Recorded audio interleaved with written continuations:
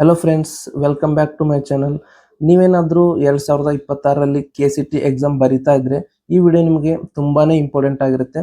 ಯಾಕಪ್ಪ ಅಂದರೆ ತುಂಬ ಜನ ಏನು ಮಾಡ್ತಾರೆ, KCT ಎಕ್ಸಾಮ್ ಬರೀತಾರೆ, ಆದರೆ ಅವರಿಗೆ ಗೊತ್ತೇ ಇರಲ್ಲ KCTಯಲ್ಲಿ ಯಾವ್ಯಾವ ಕೋರ್ಸ್ ಇರುತ್ತೆ ಅಂತ. ತುಂಬ ಜನ ಏನು ಮಾಡ್ತಾರೆ, ನೀಟ್ ಎಕ್ಸಾಮ್ ಬರೀತಾರೆ, ಮೆಡಿಕಲ್ ಸೀಟ್ ತಗೋದಕ್ಕೆ KA ಅವರ ಕೌನ್ಸಿಲಿಂಗನ್ನು ಪಾರ್ಟಿಸಿಪೇಟ್ ಮಾಡೋಕ್ಕೆ ಜಸ್ಟ್ KCT ಎಕ್ಸಾಮನ್ನು ಬರೀತಾರೆ.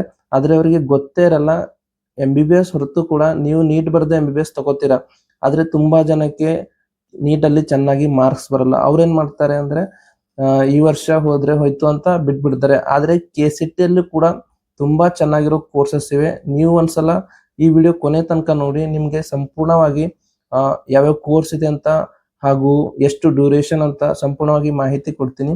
ನೀವೇನಾದರೂ ನಮ್ಮ ಚಾನೆಲ್ನ ಮೊದಲನೇ ಸಲ ನೋಡ್ತಾ ಇದ್ರೆ ಚಾನೆಲ್ನ ಸಬ್ಸ್ಕ್ರೈಬ್ ಮಾಡಿ ಹಾಗೂ ವಿಡಿಯೋನ ಕೊನೆ ತನಕ ನೋಡಿ, ಯೂಸ್ಫುಲ್ ಆಗುತ್ತೆ.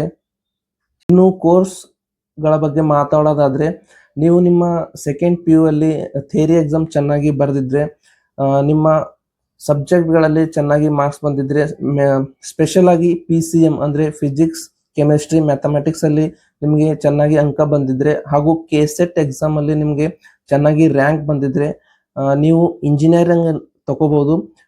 ಇಂಜಿನಿಯರಿಂಗ್ ನಲ್ಲೂ ಕೂಡ ಬಹಳಷ್ಟು ಆಪ್ಷನ್ಗಳಿವೆ. ಅದರಲ್ಲಿ ನೀವು ಸಿವಿಲ್ ತಗೋಬಹುದು, ಮೆಕ್ಯಾನಿಕಲ್ ತಗೋಬಹುದು. ಇವಾಗ ತುಂಬಾನೇ ಆಪರ್ಚುನಿಟಿ ಕ್ರಿಯೇಟ್ ಮಾಡ್ತಿರುವಂತ AI ಕೋರ್ಸ್ ಕೂಡ ಮಾಡ್ಬೋದು, ರೋಬೋಟಿಕ್ಸ್ ಮಾಡ್ಬೋದು, ಹಾಗೂ ಬಯೋಟೆಕ್ನಾಲಜಿ ಅಂತ ಕೋರ್ಸ್ ಇದೆ, ಅದನ್ನ ಕೂಡ ನೀವು ಮಾಡ್ಬೋದು.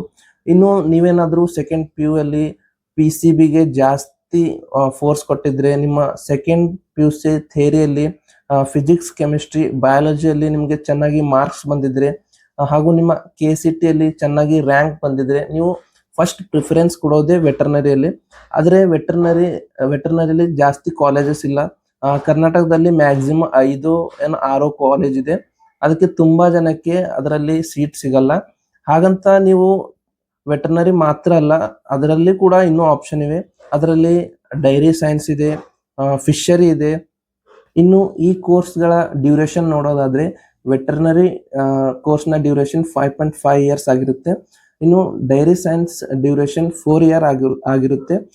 ಇದರಲ್ಲಿ ನಿಮಗೆ ಜಾಬ್ ಆಪರ್ಚುನಿಟಿ ಅಂದ್ರೆ ನೀವು ಮಿಲ್ಕ್ ಇಂಡಸ್ಟ್ರಿಯಲ್ಲಿ ನೀವು ಅಪಾಯಿಂಟ್ ಆಗ್ಬೋದು, ಅಲ್ಲಿ ಕೂಡ ಸ್ಯಾಲ್ರಿ ಚೆನ್ನಾಗಿ ಸಿಗುತ್ತೆ. ಇನ್ನು ಫಿಶರಿ ಕೋರ್ಸ್ ಡ್ಯೂರೇಷನ್ ನೋಡೋದಾದ್ರೆ 4 ಇಯರ್ ಇರುತ್ತೆ. ಇಲ್ಲಿ ಕೂಡ ನೀವು ಫಿಶ್ ಫಾರ್ಮಿಂಗ್ ಮಾಡ್ಬೋದು, ಅಕ್ವಾಕಲ್ಚರ್ನಲ್ಲಿ ಕೆಲಸ ಮಾಡ್ಬೋದು. ಇದರಲ್ಲಿ ಗೌರ್ಮೆಂಟ್ ಜಾಬ್ಸ್ ಕೂಡ ಇವೆ. ನಿಮ್ಗೇನಾದ್ರೂ ವೆಟರ್ನರಿ ಕಾಲೇಜ್ ಬಗ್ಗೆ ಹಾಗೂ ಎಷ್ಟು ರ್ಯಾಂಕ್ ಇದ್ರೆ ನಮಗೆ ಕಾಲೇಜ್ ಸಿಗುತ್ತೆ ಅಂತ ಡೌಟ್ ಇದ್ರೆ ಕಮೆಂಟ್ ಬಾಕ್ಸ್ನಲ್ಲಿ ತಿಳಿಸಿ, ಅದರ ಬಗ್ಗೆ ಸಂಪೂರ್ಣವಾಗಿ ವಿಡಿಯೋ ಮಾಡ್ತೀನಿ. ಇವಾಗ ನಿಮಗೆ ಸ್ವಲ್ಪ ಐಡಿಯಾ ಬಂದಿರುತ್ತೆ, ನಮ್ಮ ರ್ಯಾಂಕ್ ಚೆನ್ನಾಗಿ ಬಂದಿದ್ರೆ ನಮಗೆ ಈ ಕೋರ್ಸ್ ನಾವು ತಗೋಬಹುದು ಅಂತ. ಹಾಗೂ ನಿಮಗೆ ಡೌಟ್ ಇರುತ್ತೆ, ನಮ್ಮ ರ್ಯಾಂಕ್ ಸ್ವಲ್ಪ ಕಡಿಮೆ ಬಂದಿದೆ, ನಮ್ಗೆ ಯಾವ್ದಾದ್ರು ಕೋರ್ಸ್ ಇದೆ ಅಂತ. ಟೆನ್ಷನ್ ತಗೋಬೇಡಿ, ನಿಮ್ಗೆ ಕೂಡ ತುಂಬಾನೇ ಕೋರ್ಸ್ ಇವೆ. ನಿಮ್ಮ KCTಯಲ್ಲಿ ಸ್ವಲ್ಪ ರ್ಯಾಂಕ್ ಕಡಿಮೆ ಬಂದಿದ್ರೆ ನೀವು ನಾ ಹೇಳೋ ಕೋರ್ಸ್ ಅನ್ನ ತಗೋಬಹುದು.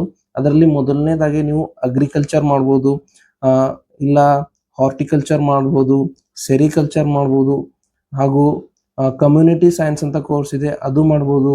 ಅಥವಾ ಅಗ್ರಿಕಲ್ಚರ್ ಬಯೋಟೆಕ್ನಾಲಜಿ ಇದೆ, ಅದು ಕೂಡ ಮಾಡ್ಬೋದು. ಇನ್ನು ತುಂಬಾನೇ ಜಾಸ್ತಿ ಸ್ಕೋಪ್ ಇರುವಂತ ಫಾರೆಸ್ಟ್ರಿ ಕೂಡ ಮಾಡ್ಬೋದು. ಈ ಎಲ್ಲ ಕೋರ್ಸ್ಗಳ ಡ್ಯೂರೇಷನ್ ನೋಡೋದಾದ್ರೆ,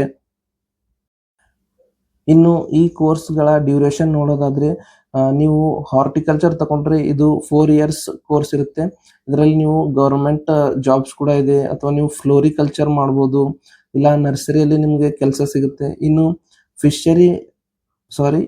ಫಾರೆಸ್ಟ್ರಿ ಮಾಡೋದಾದ್ರೆ ಇದರಲ್ಲಿ ತುಂಬಾನೇ ಗವರ್ನಮೆಂಟ್ ಜಾಬ್ಸ್ ಆಪರ್ಚುನಿಟಿ ಇದೆ. ತುಂಬಾನೇ ಕಡಿಮೆ ಕಾಲೇಜಸ್ ಇವೆ ಕರ್ನಾಟಕದಲ್ಲಿ.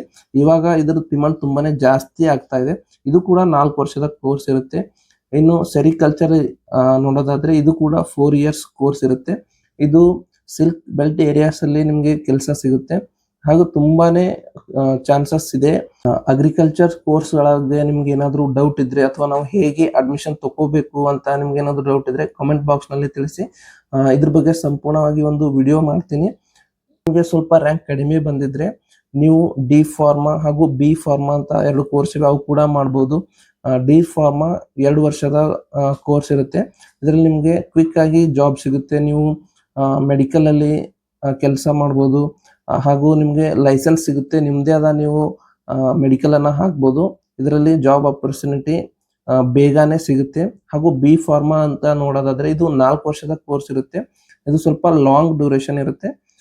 ಆದರೆ ಇದರಲ್ಲಿ ತುಂಬಾನೇ ಆಪರ್ಚುನಿಟೀಸ್ ಇರುತ್ತೆ. ನೀವು ಡ್ರಗ್ ಇನ್ಸ್ಪೆಕ್ಟರ್ ಆಗ್ಬೋದು, ಹಾಗೂ ಮುಂದೆ ನೀವು ಇದರಲ್ಲಿ MBA ಕೂಡ ಮಾಡ್ಬೋದು. ಇದರಲ್ಲಿ ತುಂಬಾನೇ ಜಾಬ್ ಆಪರ್ಚುನಿಟಿ ಇದೆ.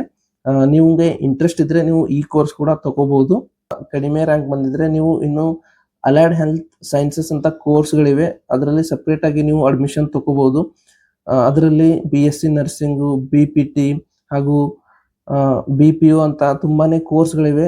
ಈ ಎಲ್ಲ ಕೋರ್ಸ್ಗಳ ಬಗ್ಗೆ ಮಾಹಿತಿ ಬೇಕಂದ್ರೆ ನೀವು ಕಾಮೆಂಟ್ ಬಾಕ್ಸ್ನಲ್ಲಿ ತಿಳಿಸಿ, ಸಪ್ರೇಟ್ ಆಗಿ ಒಂದು ವಿಡಿಯೋ ಮಾಡಿ ನಿಮಗೆ ವಿವರಿಸ್ತೀನಿ. ಐ ಹೋಪ್ ನಿಮಗೆ ಒಂದು ಐಡಿಯಾ ಬಂದಿರುತ್ತೆ.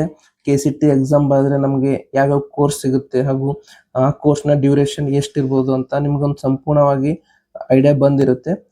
ಈ ವಿಡಿಯೋ ನಿಮಗೆ ಇಷ್ಟ ಆದರೆ ಲೈಕ್ ಮಾಡಿ, ನಿಮ್ಮ ಫ್ರೆಂಡ್ಸ್ಗೆ ಕೂಡ ಶೇರ್ ಮಾಡಿ. ಯಾರ್ಯಾರಿಗೆ ಗೊತ್ತಿಲ್ಲೋ KCET ಅಲ್ಲಿ ಯಾವ ಕೋರ್ಸ್ ಇರುತ್ತೆ ಅಂತ ಅವರಿಗೆ ಒಂದು ಐಡಿಯಾ ಬರುತ್ತೆ. ಹಾಗೂ ನೀವೇನಾದರೂ ನಮ್ಮ ಚಾನಲ್ನ ಮೊದಲನೇ ಸಲ ನೋಡ್ತಾ ಇದ್ರೆ ಸಬ್ಸ್ಕ್ರೈಬ್ ಮಾಡಿ. ಹಾಗೂ ನಿಮಗೆ KCT ಹಾಗೂ ನೀಟ್ ಬಗ್ಗೆ ಏನಾದರೂ ಡೌಟ್ ಇದ್ರೆ ಹಾಗೂ ಯಾವುದಾದ್ರೂ ಕೋರ್ಸ್ಗಳ ಬಗ್ಗೆ ನಿಮಗೆ ಡೌಟ್ ಇದ್ರೆ ಕಾಮೆಂಟ್ ಬಾಕ್ಸ್ನಲ್ಲಿ ತಿಳಿಸಿ.